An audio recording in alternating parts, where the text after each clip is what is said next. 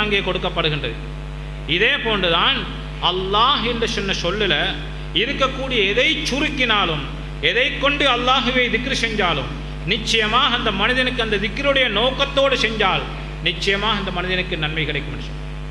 ஏன் இதில் முடியும் என்று சொன்னால், இந்த குர்ஆனுடைய ஆயத்தில் இந்த ஒவ்வொரு சொல்ல சொன்னால் நன்மை கிடைக்கும் என்று சொன்னால், அல்லாஹ் என்ற திக்ரை சொல்வதன் மூலமாக, அந்த திக்ரில் இருக்கக்கூடிய ஒவ்வொரு ஹர்ஃப்கள், ஒவ்வொரு எழுத்துக்களை சொல்வதன் மூலமாக எதை சொன்னாலும் அந்த மனிதனுக்கு திக்ருடைய நோக்கமாக சொன்னால் நிச்சயமாக அந்த மனிதனுக்கு நன்மை கிடைக்கும் என்பதை இப்னு ஹஜர் ரஹ்மத்துல்லாஹி அலைஹி அவர்கள் சொல்லி காட்டார். அன்புக்குரிய இஸ்லாமிய சகோதரர்களே, எப்படி இந்த அல்லாஹ் என்ற சின்னத்திலிருந்து நாங்கள் எடுத்தோம், எப்படி சுருக்கினோம். இப்போ அல்லாஹ் என்று சொன்ன நாங்கள் பார்ப்போம். அல்லாஹ் என்று சொன்ன சொல்லில் இருக்கக்கூடிய ஆரம்பத்தில் இருக்கக்கூடிய அல்லாஹ் என்று சொன்ன அந்த ஹம்ஸ் இருக்கின்றது, அலிஃப் இருக்கின்றது, அதை நாங்கள் வெட்டி போடுவோம், நீக்கிடுவோம்.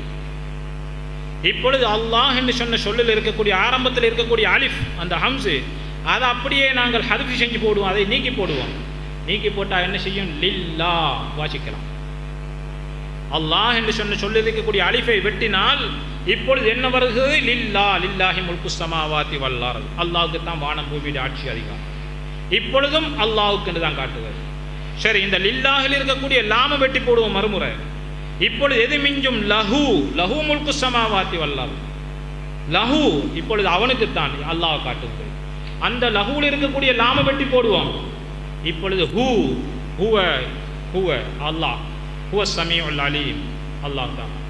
ஆக என்ன ஒரு சொல்லை கொண்டு அழைத்தாலும் கூட நிச்சயமாக அது அல்லாஹுவை தான் காட்டுகின்றது என்பதை பத்தாவா இப்னு ஹஜர் ரஹ்மத்துல்லாஹ் அவங்க பத்தாவாவில் சொல்கிறாங்க.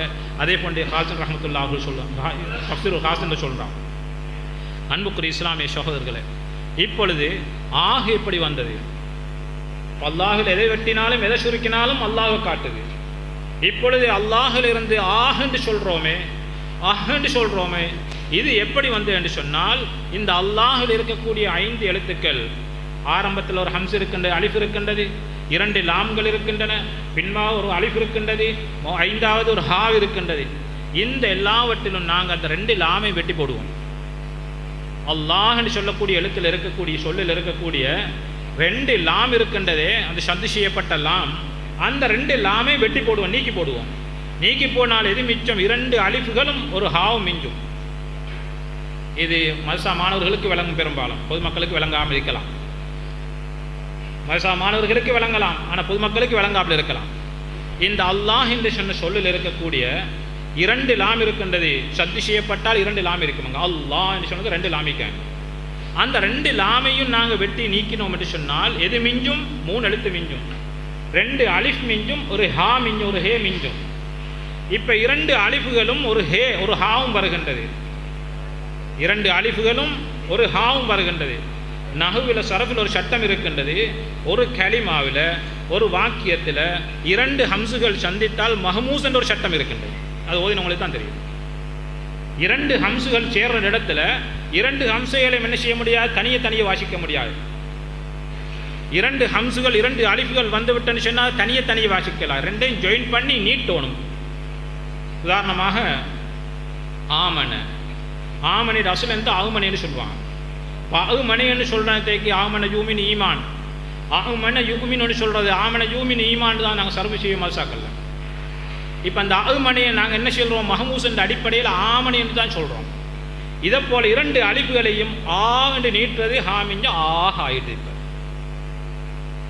2 அலிஃபுகளும் ஒரு ஹாவும் மிஞ்சிட்டது, லாம வெட்டி போட்டால் விலகி கொள்வோம் மேன்னு சொன்னால் கேட்பாங்க, இருக்கு இது எங்கே வந்ததுன்னு கேட்பாங்க. 2 லாமையும் வெட்டு நடி சொன்னால் 2 அரிப்புகள் பாக்கி மிச்சமாகின்றது, அதுக்கு பின்னால் ஒரு ஹா மிஞ்சுகின்றது.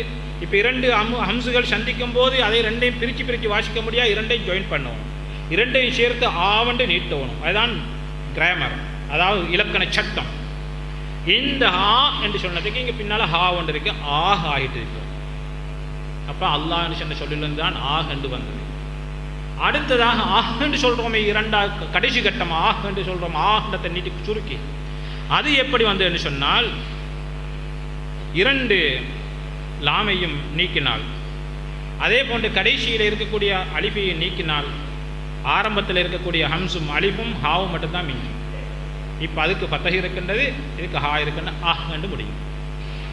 2 லாம்களையும் ஒரு அலிஃபையும் நீட்டினால் 2 லாம்களையும் நீக்கினால் 2 அலிஃப் மிச்சம். அதை 2ஐயும் சேர்த்தால் ஆகுண்டு வரும். 2 லாமையும் ஒரு அலிஃபையும் வெட்டினால் ஒரு அலிஃபும் ஒரு ஹாவும் தான் மிஞ்சும்.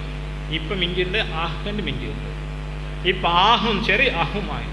இப்போ இதெல்லாம் எங்கிருந்து வந்தது? அல்லாஹ் என்று சொன்ன சொல்லிலிருந்து வந்தது. ஆக அன்புக்குரிய இஸ்லாமிய சகோதரர், நாங்கள் அலட்டிக்கொள்ள தேவையில்லை. ஆக என்று சொன்னதும் அஹ் என்று சொன்னதும் எல்லாம் அல்லாஹ் என்று சொன்ன சொல்லிலிருந்து பிறந்தவைகள். எனவே எதை செய்தாலும் கூட அது திக்ராகத்தான் முடிகின்றது. இதற்கு வேறு ஆதாரங்களை நாங்கள் பார்ப்போம். குர்ஆன் ஹதீஸில் ஆதாரம் வந்து இருக்கின்றது. ஆக என்று சொல்லி இங்கே சுருக்க சொல்லி எங்கே சொல்லி இருக்குன்னு கேட்பாங்க. ஆக என்று சொன்னதுக்கு திக்ர் ரெண்டு பேருக்கு வேறு ஆதாரம் என்று சொன்னால் பைஹக்கியில் ஒரு ஹதீஸ் வருகின்றது. இப்னு அவுரார் ரலியல்லாஹு தஆலா அன்ஹு அவங்க சொல்கிறாங்க, நானும் ரசூல் ஸல்லல்லாஹு அலைஹி வஸல்லம் அவங்களும் வெளியில் போய்கொண்டிருக்கோம். வெளியில் போய்கொண்டிருக்கக்கூடிய நேரத்தில் ஒரு பள்ளி வாசலில் ஒரு மனிதன் ஆஹா ஹான்னு சொல்லி சத்தம் போட்டு கொண்டிருக்கார். ஆஹா ஹான்னு சொல்லி சத்தம் போட்டு கொண்டிருக்கார். எனக்கு இது பெரிய தொந்தரவு.